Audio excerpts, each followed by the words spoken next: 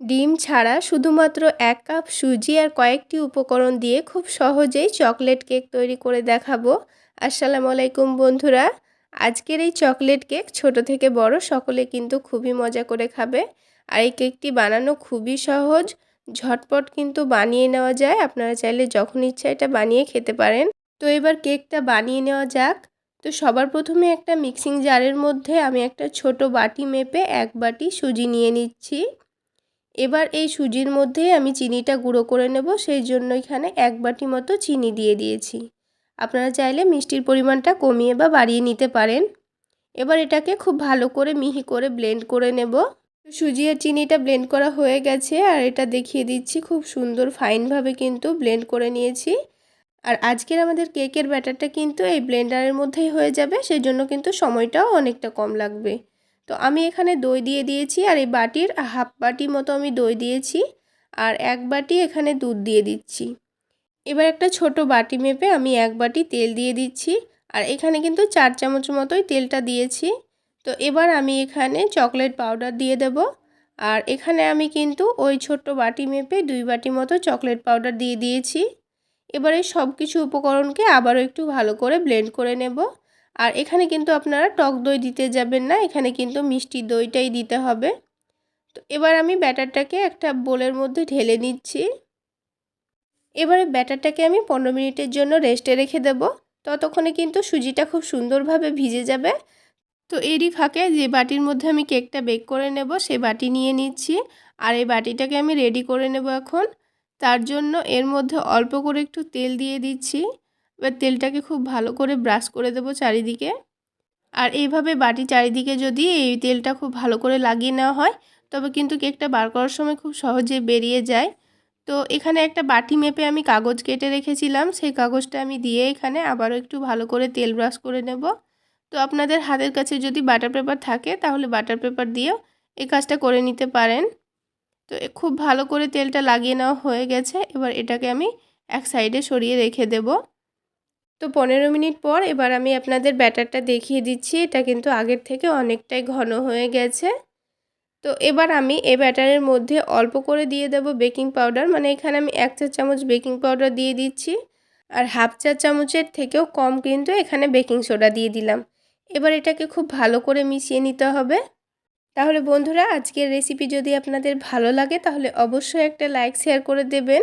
সেই সাথে আমার চ্যানেলে নতুন হয়ে থাকলে চ্যানেলটি সাবস্ক্রাইব করে আমার পাশেই থাকবেন আশা করছি।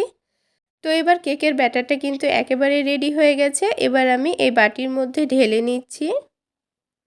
আর এই কেকটা যেই কড়াইয়ের মধ্যে আমি বেক করে নেব সেই কড়াইটা আগে থেকে কিন্তু আমি গরম করতে বসিয়ে দিয়েছি। এবার কড়াইয়ের মধ্যেখানে কেকের বাটিটা বসিয়ে দেব। তো এখানে কিন্তু এই কড়াইয়ের মধ্যে আমি একটা স্ট্যান্ড দিয়ে রেখেছি আর এই স্ট্যান্ডের মধ্যে আমি কেকের বাটিটা বসিয়ে দিচ্ছি। আর এবার এটাকে খুব ভালো করে ঢেকে দিয়ে আমি ৩৫ মিনিট মতো বেক করে নেব। আর গ্যাসের ফ্লেমটা কিন্তু লো থেকে একটু বাড়িয়ে দিয়ে এটাকে আমি রেখে দিয়েছি। এবার আমি চকলেট কেকের ওপরে যে চকলেট সসটা দেব সেটা আমি ঘরেই বানিয়ে নেব। সেই জন্য এখানে আমি ১ বাটি মতো দুধ নিয়ে নিচ্ছি আর তার সাথেই দিয়ে দিচ্ছি স্বাদ অনুযায়ী চিনি। এবার তার সাথেই দিয়ে দিচ্ছি ১ চামচ মতো কর্নফ্লাওয়ার আর দিয়ে দেব চকলেট পাউডার। এবার সমস্ত উপকরণগুলোকে একটু ভালো করে মিশিয়ে নিচ্ছি। যেহেতু আমি এখানে কর্নফ্লাওয়ার দিয়েছি তাই কিন্তু গ্যাসের চুলায় বসার আগে এটাকে খুব ভালো করে মিশিয়ে নিতে হবে, তা না হলে দলা পেকে যেতে পারে। এবার এই সমস্ত উপকরণগুলোকে খুব ভালো করে মিশিয়ে নিতে হবে। এবার এটা যখন দেখব খুব ভালো করে মেশানো হয়ে গেছে তখন এটাকে আমি গ্যাসের চুলায় বসিয়ে দেব আর গ্যাসের আঁচটা একেবারে লোতে রেখে এটাকে কিছুক্ষণ নাড়াচাড়া করে নেব। তাহলে কিন্তু এটা ঘন হয়ে যাবে। তো এটা তৈরি করতে খুব বেশি সময় লাগে না, একটু ফুটে গেলে কিন্তু হয়ে যায়। তো তৈরি হয়ে গেল আমাদের চকলেট সস। আর এটা তৈরি করা দেখলেন তো কতটা সহজ। আপনারা চাইলে বাজার থেকে না কিনে এভাবে চকলেট সসটা বাড়িতেই তৈরি করে নিতে পারেন। তো এবার এটাকে একটা বাটির মধ্যে তুলে নিচ্ছি আর এদিকে কেকটাও কিন্তু আমাদের হয়ে গেছে। তো আমাদের কেকটাও কিন্তু এইদিকে হয়ে গেছে। এবার আমি একটা কাঠি ঢুকিয়ে দিয়ে এটাকে চেক করে আপনাদের দেখিয়ে দিচ্ছি। এটা কিন্তু খুব সুন্দরভাবে বেরিয়ে এসেছে। এবার এটাকে ঠান্ডা করে নেওয়ার পর এটাকে আমি ডিমোল্ড করে নিচ্ছি। আর ঠান্ডা করার সময় কিন্তু এটাকে অবশ্যই ঢেকে রেখে ঠান্ডাটা করে নেবেন, তা না হলে কিন্তু কেকের ওপর থেকে একটু শক্ত হয়ে যেতে পারে। এবার কেকটা বার করার জন্য ছুরি দিয়ে চারিদিকটা একটু ছড়িয়ে নিয়েছি।